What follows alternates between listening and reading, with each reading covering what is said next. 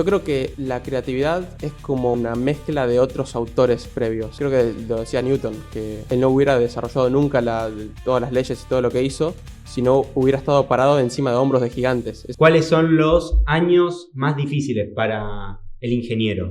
No, primero, segundo. Creo que el segundo año es el peor de todos, el más difícil. Porque primero es como, o sea, son conceptos muy difíciles, conceptos muy fundamentales de la matemática, que son difíciles de entender. Y aparte, combinado de eso, venís de un secundario. Y el secundario por ahí no te explican tanto, o sea, te das la cabeza contra la pared. Entonces, creo que el primer año es muy difícil. El cambio de la técnica de estudio secundaria a la técnica de estudio universitaria, normalmente yo lo vivo como docente en los alumnos, es un antes y un después. Es un cambio total de vida. Es un cambio de paradigma que rompe. Ahora, lo que te quiero preguntar respecto a esto es lo siguiente. ¿Vos sentiste en primer año y en segundo año que lo que tenías eran materias filtro, como todos los estudiantes dicen, o simplemente que ese cambio de paradigma te llevó a hacer las cosas en forma distinta y que por eso notaste cierta dificultad? ¿Por qué? Materia filtro es una cosa, apunta a la exigencia del docente. En realidad, el cambio de paradigma de estudio apunta a aprender de vuelta a estudiar. ¿Qué te pasó a vos? No, hay materias filtro. Definitivamente hay materias filtro. Hay materias donde los profesores te sobreexigen inhumanamente hacer...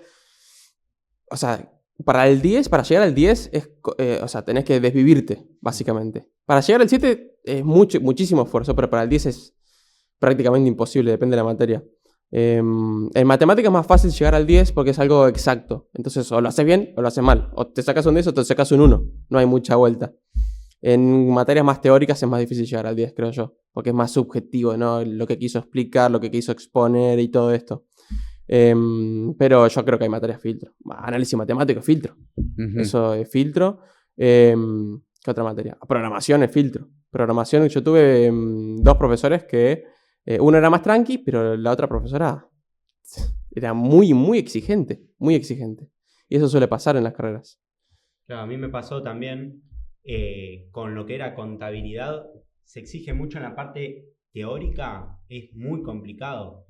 Por eso hay que saber bien las cosas. También creo que se le va a hacer más complicado a los estudiantes a partir de ahora, porque salimos de la pandemia y hay muchos chicos que perdieron 2 años, porque arrancó en 2020, después íbamos con 2021 ahí medio como se pudo. Entonces, ¿cómo va a afectar eso a los estudiantes que tienen que arrancar de nuevo esa bola que quizás ya perdieron cierto ritmo de estudio y va cambiando eso que les va a terminar afectando, creo yo, en un futuro, y más con la venida de la IA, que vamos a hablar después, que cada vez siento yo que se sientan menos a entender las cosas. Porque hubo un cambio de época, y el cambio de época lo primero que revolucionó es la cultura.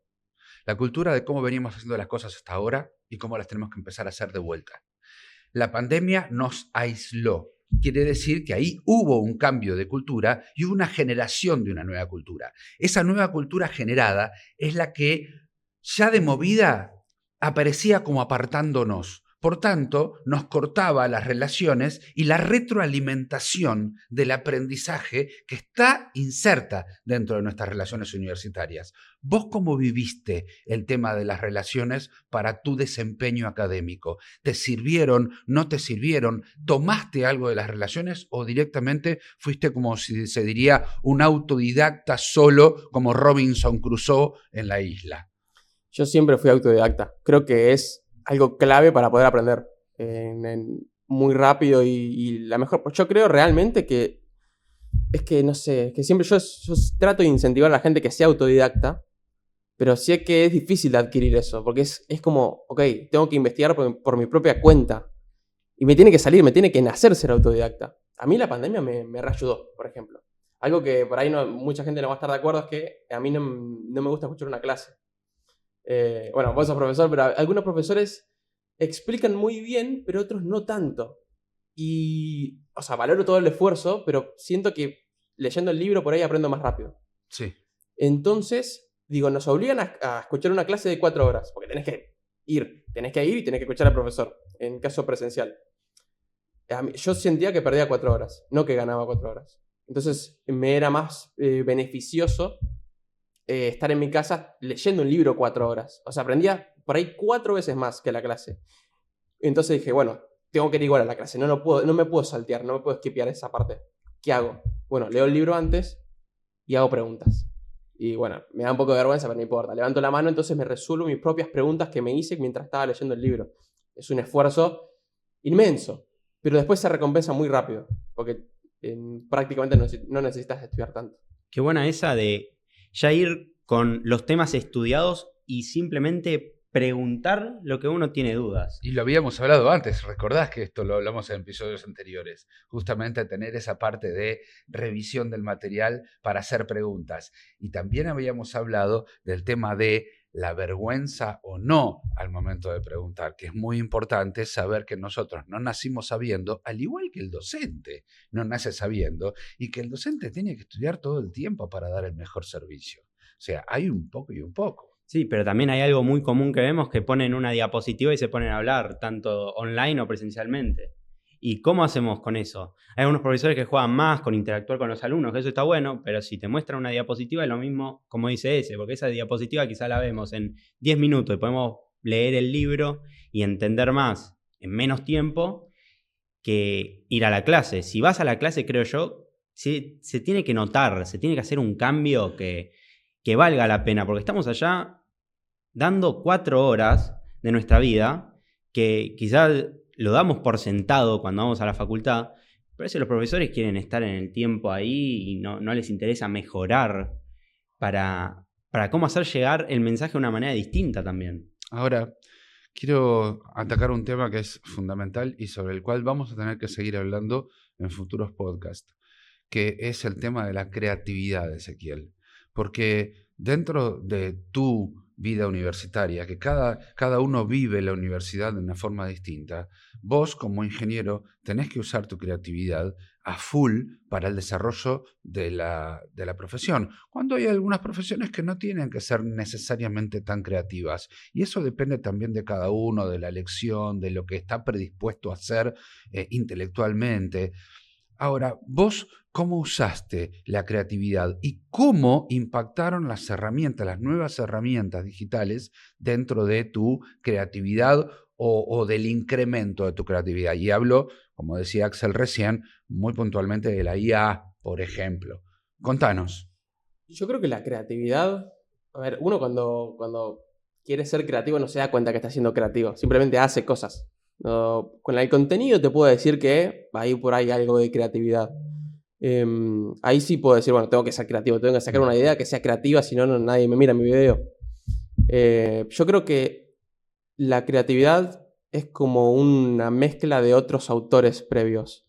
Creo que lo decía Newton, que él no hubiera desarrollado nunca todas las leyes y todo lo que hizo si no hubiera estado parado encima de hombros de gigantes. Esa es la frase que usó. Sí, es buena. Entonces yo creo que la creatividad es un poco eso, es conocer quiénes estuvieron antes que vos y poder agarrar lo mejor de cada uno y hacer tu propia versión. Yo creo que eso es ser creativo.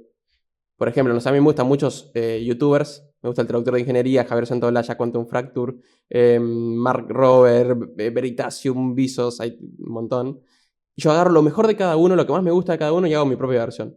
Yo creo que eso es ser creativo. Hay un libro que se llama Roba con un artista que dice que si vos robás una idea y la haces igual, haces plagio. Pero si robás varias ideas y de esas ideas haces algo nuevo, es creatividad.